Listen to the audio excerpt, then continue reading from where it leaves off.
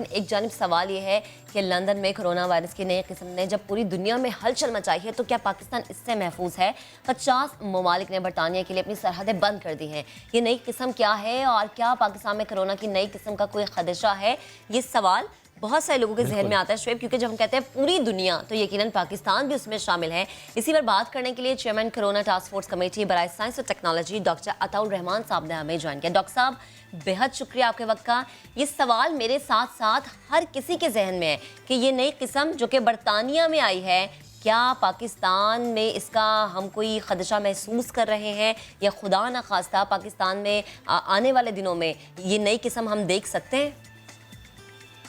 जी शुक्रिया। बिल्कुल ये ख़तरा है, बल्कि कराची यूनिवर्सिटी में जो Jamilur Rahman centre for genomics research है, वहाँ पे हमने जो मुख्तलिफ स्ट्रेन्स हैं उसकी एनालिसिस करते रहे हैं पिछले महीने में, और हमें ऐसे स्ट्रेन भी मिले हैं जिनमें जो स्पाइक प्रोटीन है, आप देखते हैं ये मॉलिक्यूलर फुटबॉल की तरह होता है, उस पर छोटे छोटे कांटे होते हैं, तो वो कांटे जो है वो स्पाइक प्रोटीन होती है, उसके ज़रिए ये खलियों के अंदर दाखिल होते हैं। तो वहाँ पे म्यूटेशन आई है, बरतानिया के जो स्ट्रेन पाया गया है, जिसकी वजह से दाखिला आसान हो गया है इसका इंसानी खलियों में। और इसी तरह के इससे मिलते जुलते हमें यहाँ कराची में भी स्ट्रेन्स मिले हैं जिनमें स्पाइक प्रोटीन के जो जीन्स हैं उनमें जेनेटिक चेंजेस आ गए हैं। वो क्या वो उनमें फैलाव ज्यादा हो रहा है या नहीं, ये कबल वक्त सर ये प्लीज जरा दोबारा बताइएगा, बिकॉज ये बहुत अलार्मिंग है। आप ये कह रहे हैं कि जो स्ट्रेन यूके में रिपोर्ट हुआ है उससे मिलता जुलता स्ट्रेन कराची में भी रिपोर्ट हुआ है? जी हाँ, कराची में हमने तो बल्कि उससे काफी पहले देखा था, इसके बारे में मैंने जिक्र भी किया था कि इसमें जो स्पाइक प्रोटीन के जो जीन्स हैं उस जगह पे तब्दीलियां आई हैं, और ये स्ट्रेन हमने कराची में भी देखा है। ये तब्दीलियां एग्जैक्टली उस जगह पे नहीं है जहां बरतानिया वाले स्ट्रेन में है, लेकिन है स्पाइक प्रोटीन के जीन्स में ही, तो उससे मिलता जुलता है।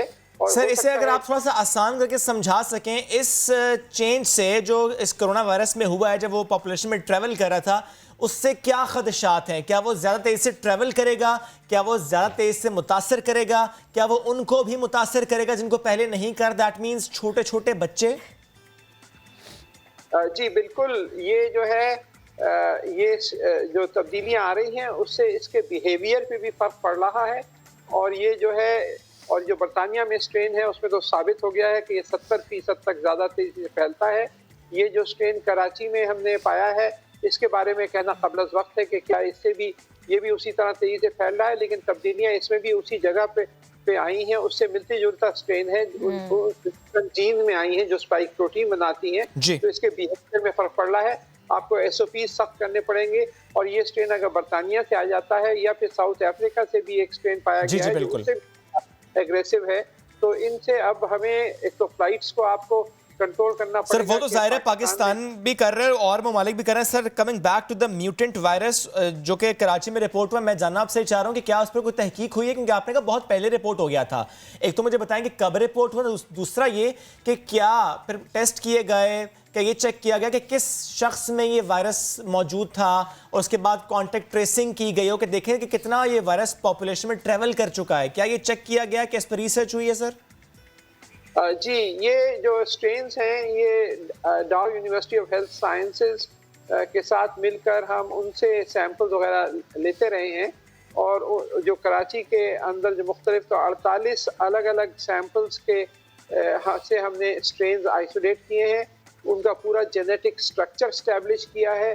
इसमें तकरीबन 30,000 के करीब लड़ी होती है मॉलिक्यूल्स की, एक जो आपस में जुड़े हुए होते हैं 30,000 के करीब। उसमें देखा है कि कहाँ कहाँ पे तब्दीलियाँ आ रही हैं। 109 म्यूटेशंस हमें मिली हैं जहाँ पे ये मुख्तलिफ जगहों पे तब्दीलियाँ आ चुकी हैं उस वायरस के मुकाबले में जो कि चाइना में था। हर 2-3 हफ्ते बाद ये अपनी हैयत तब्दील कर रहा है। ये नहीं कहा जा सकता कि इसकी वजह से ये ज़्यादा स्प्रेड हो रहा है, और कॉन्टैक्ट ट्रेसिंग के जरिए कहाँ कहाँ तक ये सर, लेकिन आपने जिस तरह कहा कि 109 किस्म की म्यूटेशंस हम इस वक्त देख चुके हैं, बट मुझे ज़रा प्लीज़ समझाइएगा जिस किस्म की आपने बात की पहले कि जो यूके में रिपोर्ट हुआ, जो साउथ अफ्रीका में रिपोर्ट हुआ, उससे मिलता जुलता वायरस पाकिस्तान में कराची में रिपोर्ट हुआ, इससे हम क्या समझें कि क्या इस वक्त ये पॉपुलेशन में ट्रैवल कर चुका है या नहीं? हम कहें कि नहीं नहीं, एक आध केस था, कंट्रोल हो गया, ये कहना कबल अज़ वक्त होगा सर? जी नहीं, ये कराची में मौजूद है ये वाला, और ये काफ़ी हद तक ये वाला स्ट्रेन जो है ये फैल चुका है। ये कहना कबल अज़ वक्त होगा कि ये इसमें वही उसी तरह का 70% तक ज़्यादा तेज एग्रेशन है या नहीं, इसके बारे में कुछ नहीं सर। कहा फिर जा एक बात सकता। मुझे और बता दें कि जब आपने भी ये कहा कि सरहदें बंद करनी होंगी, उन ममालिक से राबते मुनक़ता करने होंगे जहां पर ये स्ट्रेन है, जब ये वायरस खुद ट्रैवल करते करते म्यूटेट हो जाता है, विद इन द पॉपुलेशन हो जाता है, तो सर फिर ये बॉर्डर्स बंद करने से क्या होगा? जब इस शहर में मौजूद है वायरस, म्यूटेट भी कर रहा है, 109 किस्में भी हैं, तो सर फिर बॉर्डर्स बंद करने से क्या होगा? सवाल ये म्यूटेट अलग अलग तरीके से कर रहा है। कुछ कॉमन म्यूटेशंस हैं, कुछ यूनिक म्यूटेशंस हैं। ठीक है। तो कुछ जगहों पे तो ये वही हो उसी तरह की म्यूटेशंस होंगी जैसे अमेरिका में या बरतानिया में पाई जा रही हैं। कुछ जगहों पे अलग म्यूटेशंस होंगी जो अलग यूनिक म्यूटेशंस हैं। तो बॉर्डर बंद करने से फायदा ये होगा कि उनकी जो एग्रेसिव म्यूटेशंस हैं वो आपके यहाँ बिल्कुल अगर ठीक आपके है, पास मौजूद नहीं है तो वो नहीं सर। आएंगी। एक बात और बता दें, दुनिया भर में वायरस पर काम हो रहा है, वायरस की वैक्सीन पर काम हो रहा है। जो वायरस म्यूटेट कर रहा है, जो डेडली किस्म के अब म्यूटेशंस रिपोर्ट हो रहे हैं, क्या वो वैक्सीन कारआमद होगी? Is it broad spectrum vaccine? एक बहुत बड़ा सवालिया निशान है। आमतौर पे समझा जाता है कि वैक्सीन ब्रॉड स्पेक्ट्रम होती हैं और इस वजह से वो काफी हद तक वायरस के स्ट्रक्चरल चेंजेस, तब्दीलियां जो हैं उसको कवर कर लेंगी। लेकिन ये सवाल फिर भी रहेगा। बिल्कुल सही है, ये कहना कबल अज़ वक्त होगा, क्योंकि ज़ाहिर है वायरस को समझना इतना आसान नहीं है। बेहद शुक्रिया सर, साथ से मुताल्लिक हमसे गुफ्तगू कर रहे थे।